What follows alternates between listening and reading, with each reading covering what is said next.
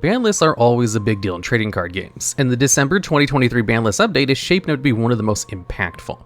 Today, we're going to take a quick look over the banlists, Wizards' reasons for banning the cards, and what effect the changes will ultimately have on the game. The ban announcement starts with Standard and explains quickly why Wizards doesn't see any action as necessary. It's worth a read, but we're here to focus on formats that are changing. The first format to get any banlist changes is Pioneer, in which 2 cards were banned and 1 card was actually unbanned. The first card we'll talk about is Karn, the Great Creator. This is a Planeswalker with 5 loyalty and a mana cost of 4. It has the static ability where the activated abilities of artifacts your opponent control can't be activated. You can +1 him to get the ability where, until your next turn, target non-creature artifact becomes an artifact creature with power and toughness equal to its mana value. You can -2 him to find and choose an artifact you own from outside the game, meaning in your sideboard, or an artifact you own in exile, and put it into your hand. Karn has been a problematic card in multiple formats, getting Mycosynth Lattice banned in Modern thanks to effectively being a 1-card lock piece, but its role in Pioneer is basically just to be a toolbox card. The card will find any number of useful artifacts in the sideboard. There are a ton of useful cards you could find for different matchups, such as Tormund's Crypt to beat graveyard decks, or Pithing Needle to shut down very specific decks. Additionally, it also removes a lot of counterplay against artifacts.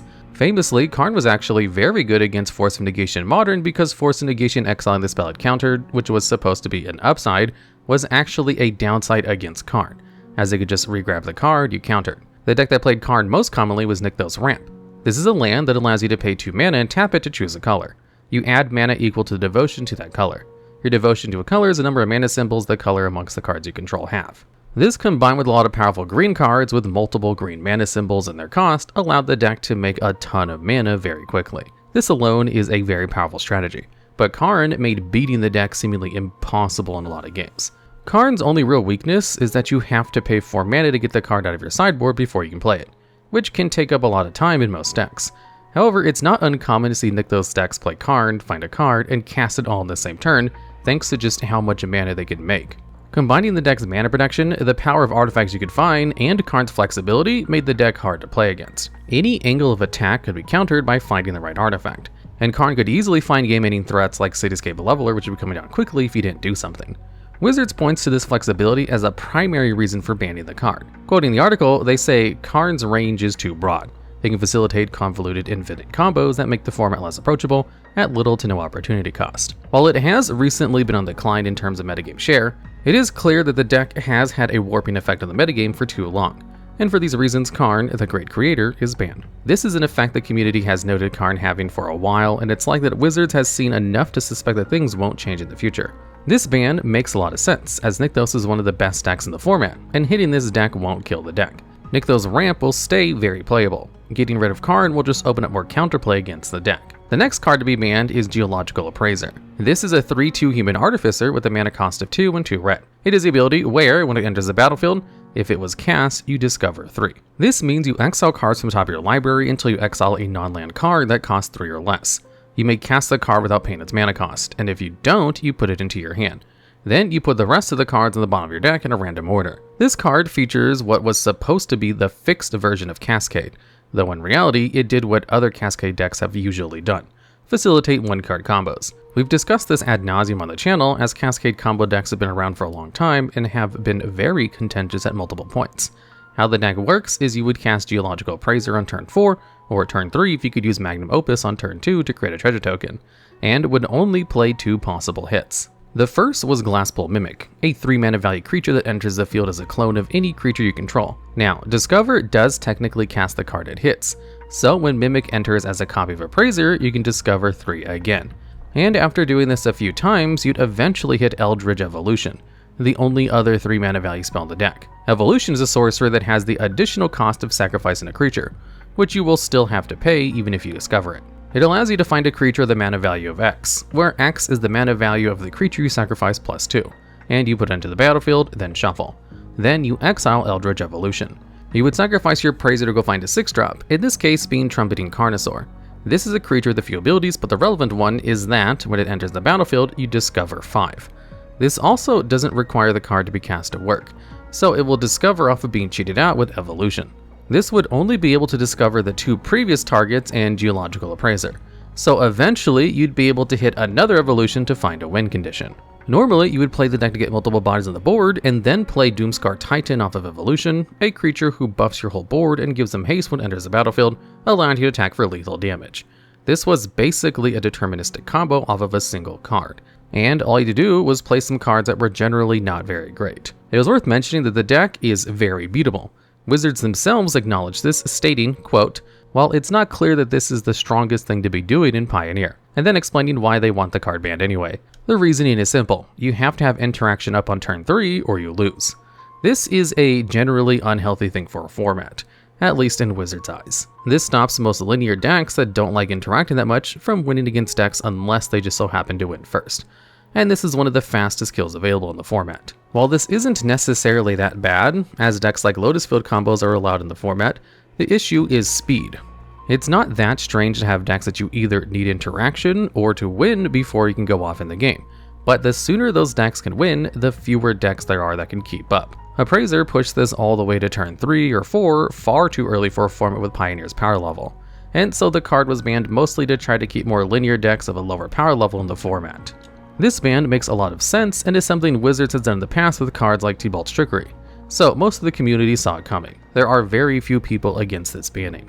The final change to Pioneer is actually an unban, Smuggler's Copter. This is an artifact vehicle with a mana cost of 2. It has crew 1, meaning it can become a creature until the end of turn by tapping creatures you control with total power 1, which is very easy to do. It has flying and the ability where, whenever it attacks or blocks, you draw a card, then discard a card. This card was actually banned in Standard and was banned quickly after the format's creation.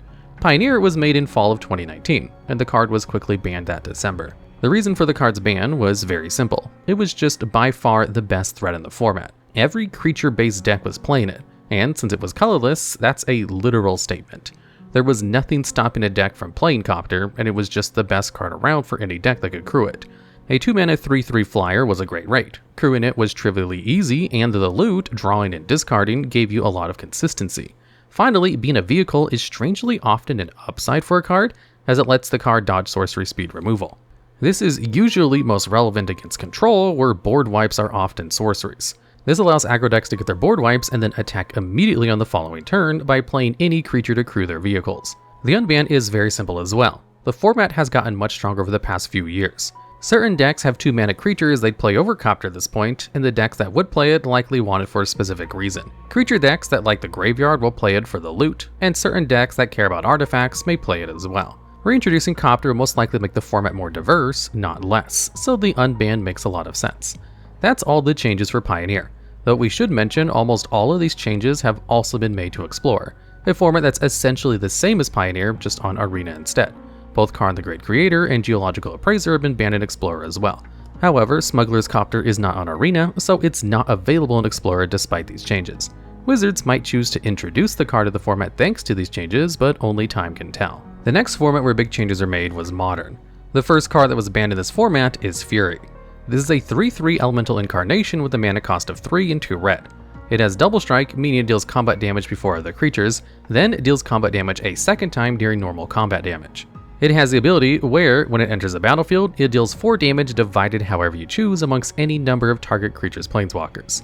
It also has Evoke, exile a red card from your hand. This means that rather than pay the card's mana cost, you can exile a red card from your hand, but if you do, you sacrifice it when it enters the battlefield. Now, this card is already incredibly powerful up front, but players have found a way to essentially break it and all of its sister cards in the cycle. By holding priority after the enter the battlefield triggers go on the stack, you can then cast a card like Not Dead After All, targeting Fury. These cards return a creature from the graveyard to the battlefield whenever they next die that turn. This not only lets you keep your Fury around, they give them a permanent stat boost and give you a second copy of their Enter the Battlefield trigger. This interaction has led to the prominence of a deck called Rakdos Midrange by Wizards and Rakdos Scam by everyone else. The deck would play Grief with these randomates on turn 1, a card that's very similar to Fury, except that it rips cards out of your opponent's hand with its Enter the Battlefield trigger. This will let you put a 4/3 Menace into the battlefield on turn 1, as well as getting rid of their 2 best cards. Fury would then come in the late game to clean things up, removing all of their creatures and ending the game swiftly.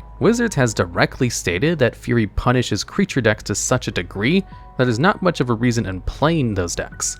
Banning Fury is meant to rein in the power of Rakdos Scam and make creatures better. While this is a good hit, there are a lot of other cards making creatures bad.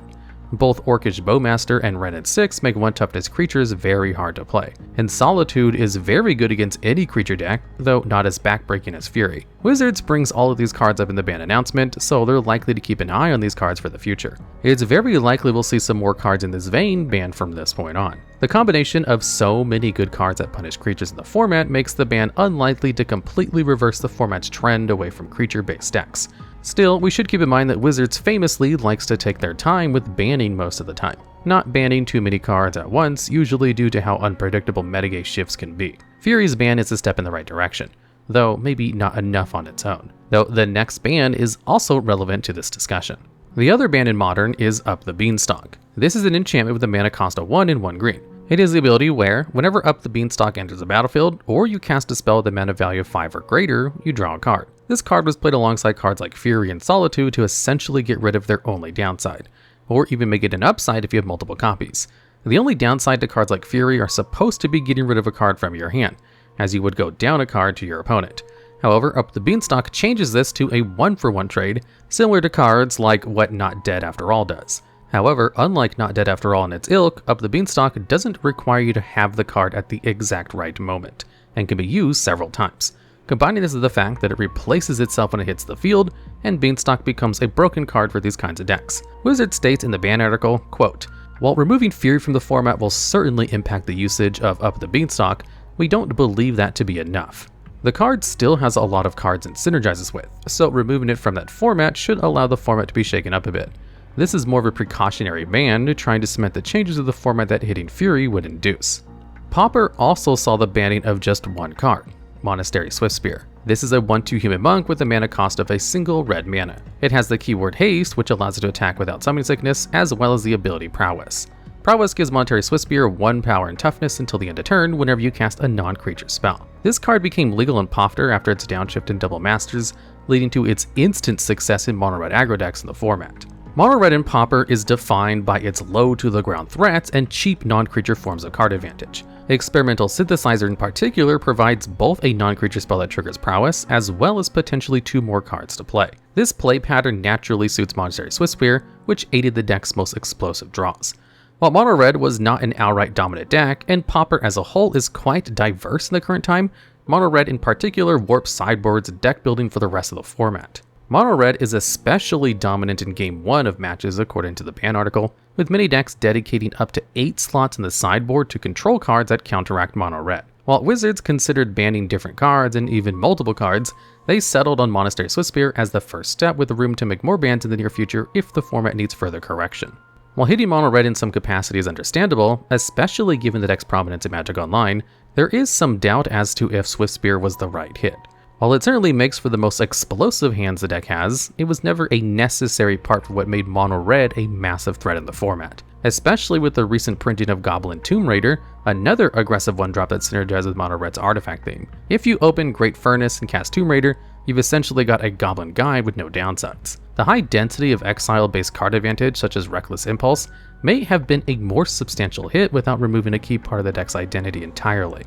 The banning of Swiftspear also means Blink Goblin has more room for spots in mono-red decks, which is a card that has caused some concern in the Pauper community. Given how stickers cannot function on Magic Online, which is the most popular place to play Pauper, the card functions differently than Paper Online as Name Sticker Goblin. While the ban article does mention Name Sticker Goblin as a potential issue for the card, it may have been better to ban it alongside Swiftspear to avoid further confusion. Given that Pauper is a generally healthy spot according to the ban article, they were hesitant to shake up the format by hitting too many decks, yet have said they aim to watch and ban more proactively in Pauper going forward. Alright, and that's the video. As always, if you have any ideas for future Magic videos you'd like to see, please let us know down in the comments below.